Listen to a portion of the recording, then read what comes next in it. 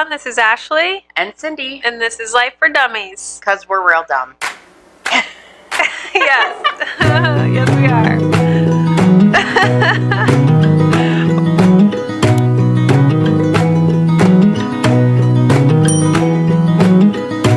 I think there's another you. What are we going to talk about today? I thought we should talk about the fact that recovery is a program of action. Okay, great. Yeah, I mean, it is, right? Like, I can come into this way of life and I can hang out and I can stop using. But if I don't take action on a daily basis and do some work, then nothing will change. Yeah, and I've seen it too in my own life and in the lives of others. And I've seen people just stop working the program and eventually they go out and our disease is progressive, which means whenever we stopped using, if we decide to pick up again, it'll be as if we had been using all those years. That's how far it will have progressed. And so unfortunately, there are stories of people having 15, 20, 30 years clean, going back out and dying. Yeah, and it's really scary. And so that's why, like, every day it is a choice, right? It is a choice to take action every single day and put the principles of recovery first and foremost in my mind and in my heart and in my life, and participate fully in my recovery. Listen, like... I just see the look. It's going to be good. I do not want to do any of this, okay? Let's be real. Like, it is not easy. And a lot of times it's not even fun. Mm-hmm. What is fun is the result. It's like, the result is the best thing I've ever had, better than my best high. But what's not fun is the freaking work, okay? Because it's every day, and it's over and over, and it's consistent, and it is fighting that disease that I have in my mind that doesn't want me to recover. It's worth it, though. It's absolutely worth it. And so, it is not. Some days it's just not fun. Some days I sit down and I'll journal because I'm feeling not great in my own self, in my mind. My thoughts are not great. And I start writing things and I'm like, wow, you're still here? Sometimes it's like, wow, I thought we were better than this. I thought I was past that. But you know what? It's a thinking disease, and it's a dis-ease within me, and it is the way my brain processes information. It's the way I come up with solutions to problems in my life that I need to change, and that takes action. It takes work, and it takes the help of a village, literally. Oh, it does. It does take the help of a village. Honestly, I wouldn't be here today without dozens, if not hundreds, of people who have gotten me to this point. And did I have to do the work? Yes. And what was that work? It was mostly surrender and accept and be honest and do the next right thing and be willing. How easy does all that sound, right? But to an addict, that's the freaking hardest thing to do in the world. Because it's I have a raging ego that thinks she's right all the time and doesn't have to listen to nobody.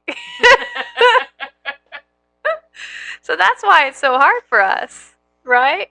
But at the end of the day, it's so good for us when we do what we need to do. Yeah, my ego and pride, man, it will tell me that I know everything and I don't need to ask for help and I have all the answers and no one else knows like I know. Yeah, that might be true about using, right? Yeah. But when I come into this way of life, I need guidance and I need help and I need someone to show me how to take action and what that actually means, and it starts out very simply at first. Just don't use today. That's it, and if I don't use, like we keep saying, I have a fighting chance to get through any and everything. And then I learn how to take action on a daily basis. I learn how to put my recovery at the front. I learn how to live in my higher power's will. I learn how to stop living in self-will and using that determination we talked about before as a using addict, and shift the way I use my determination and focus on recovery. Yeah, I listen. Acting out an active addiction destroys every area of our lives, including every area of our internal selves. And it just is a fact. And when we get here, the one thing that we have to focus on the most is not using. Because that's the only way we have a fighting chance of becoming a functioning part of society and getting good into our lives. Now, after a period of time, and that's where I find myself today, is I've done all the work on not using.